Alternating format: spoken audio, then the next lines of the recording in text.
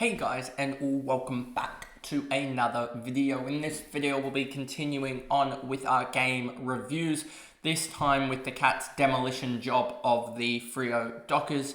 They ended up winning by 13 goals, which it didn't really seem like it would happen. I mean, I think it was about, a 20-point margin going into the last quarter, give or take.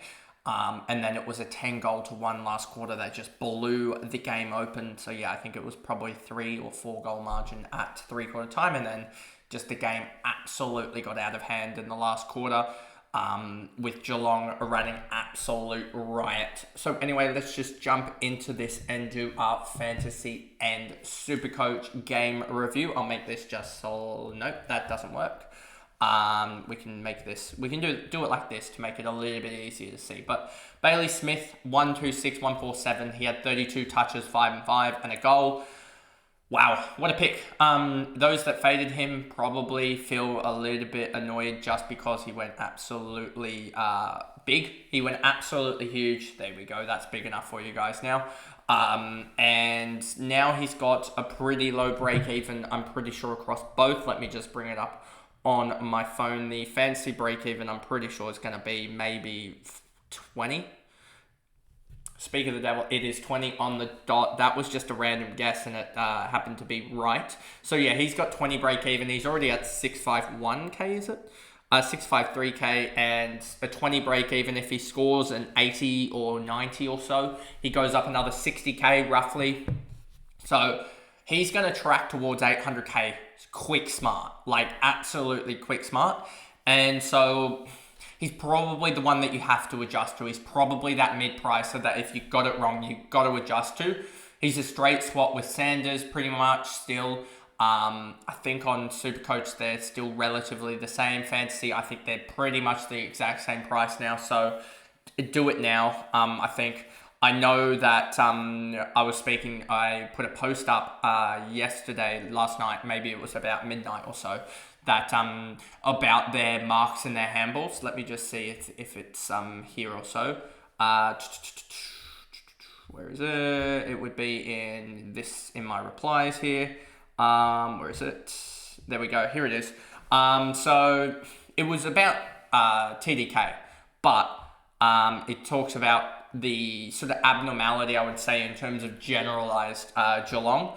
110 marks. The AFL average was 92.4. Geelong averaged in 2024 88, and then 89 tackles. 2024 average was 60, and Geelong averaged 64. So we're going to expect maybe a drop off from Bailey Smith and Sam De Koning. Both of them probably drop off a little bit, but in the end, they're probably still going to score relatively well. So, yeah, I'm just a little bit worried about SDK probably getting monstered in the ruck. The free kick count probably flipping a little bit. So that is a little bit of a worry as well. But he did only have 40% ruck contest, and he still smashed it. So am I actually too worried about it? Not really as much. And they smashed it, so I don't think they need Stanley. So I think SDK still, and the thing is with SDK, it didn't look like he was playing too much key defender, I don't think. Let me just double check that as well. I don't think he was, but I can double check that. It would be this game here. And then we'll just go to his heat map and we will double check the heat map here. That's a really good sign. That is a really good sign here that I really like this heat map from SDK.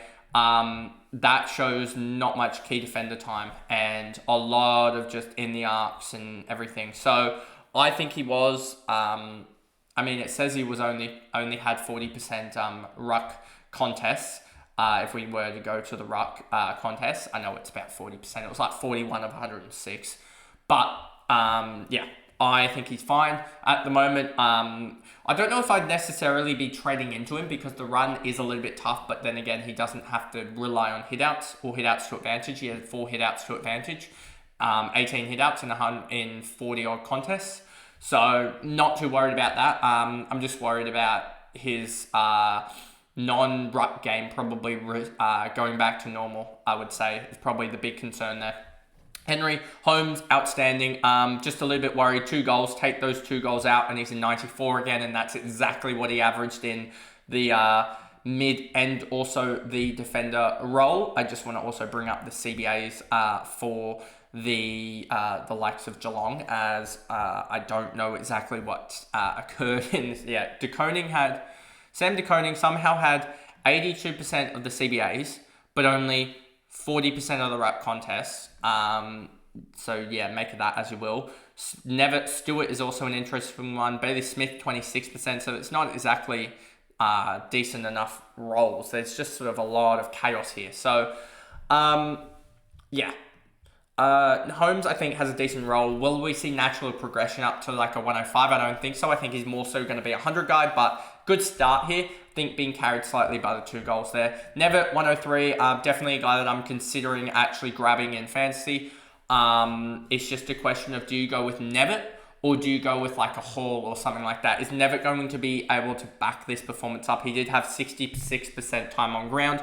I'm pretty sure his splits in terms of his scoring weren't necessarily the greatest. I think he had like a lot of time on ground in the last quarter, but let me just bring that up for you guys. So he had an 8-point first quarter, 24 second, then he had 43 and 28. So he had 43 points in the third quarter and then 28 in the last. He scored 71 points in the second half of this game in terms of fantasy.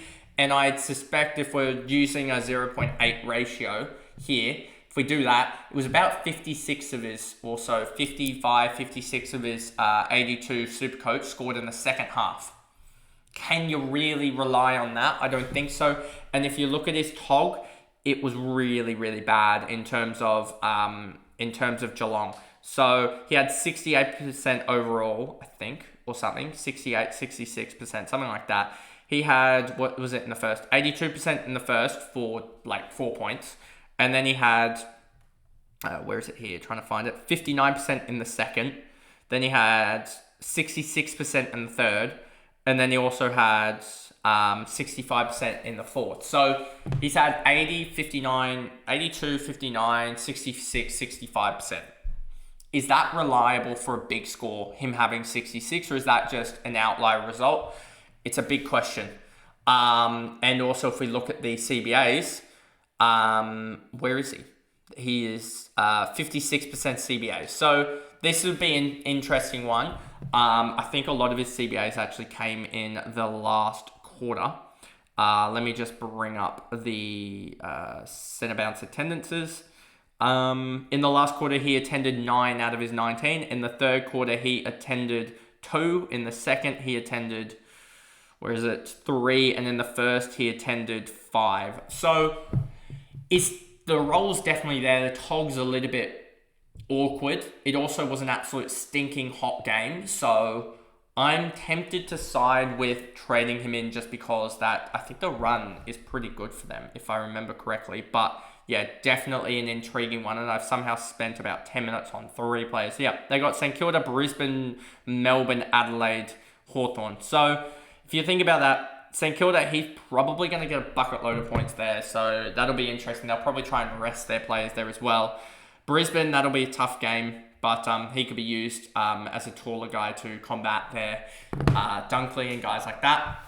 But we'll see. Jeremy Cameron, just know he's going to regress back to the mean. He kicked 4 goals, and I'm pretty sure he scored like 40 in the last quarter or something like that. Or 50.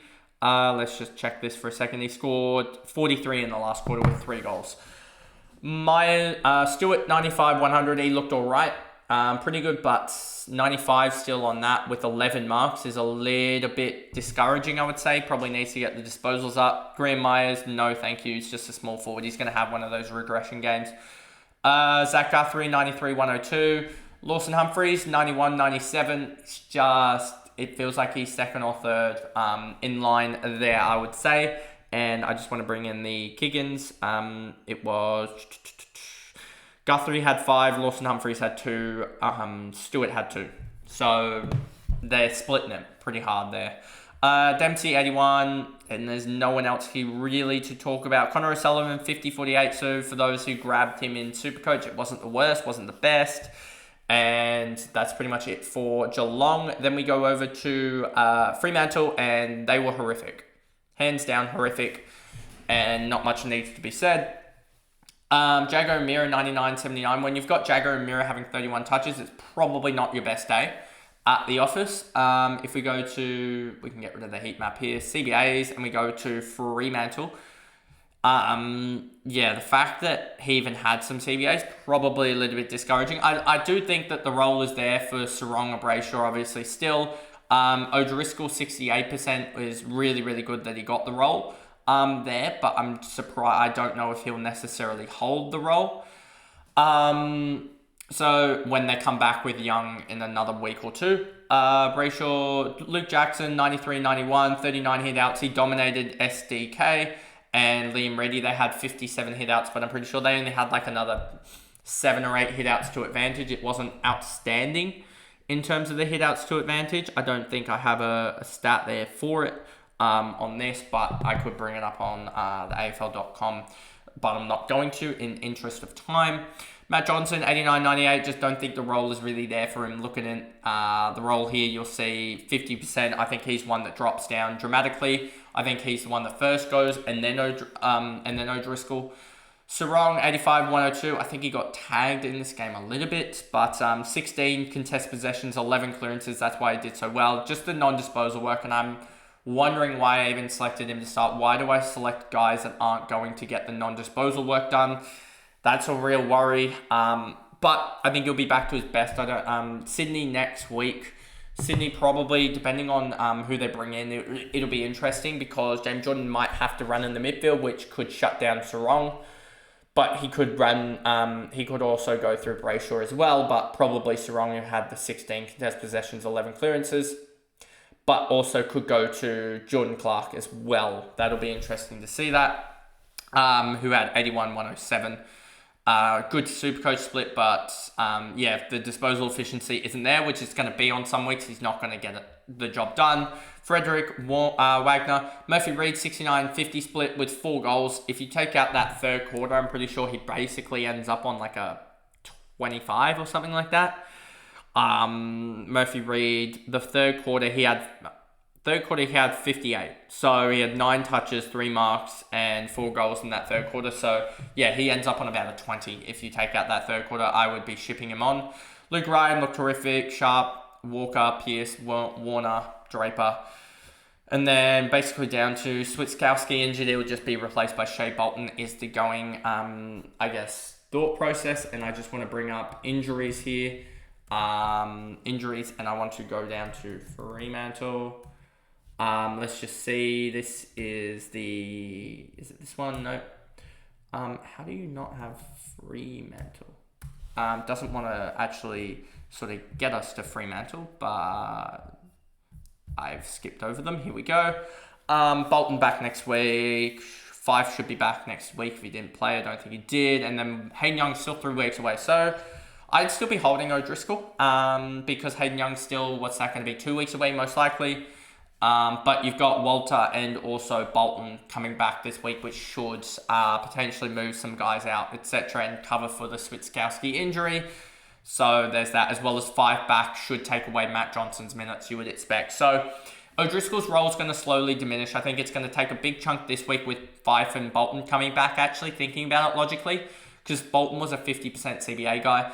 Fife is 40% or so. So that'll be interesting if we just look at 5 CBAs last year. You'll see as that's actually a good feature there.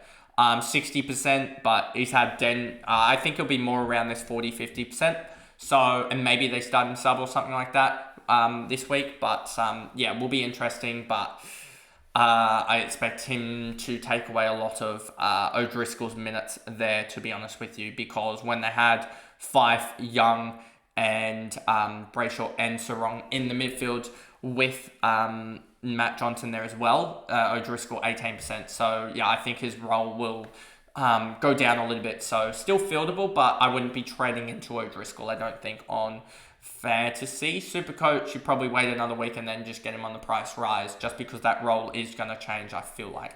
But anyway, that is the video there going through the Geelong versus Fremantle game and going through it in terms of fantasy and Supercoach. If you did enjoy it, remember to like and subscribe, turn the notification bell on. If you're listening on Spotify, give me a follow and a rating over there, and I'll see you guys in the next game recap of Sydney-Brisbane, sadly. Bye, guys.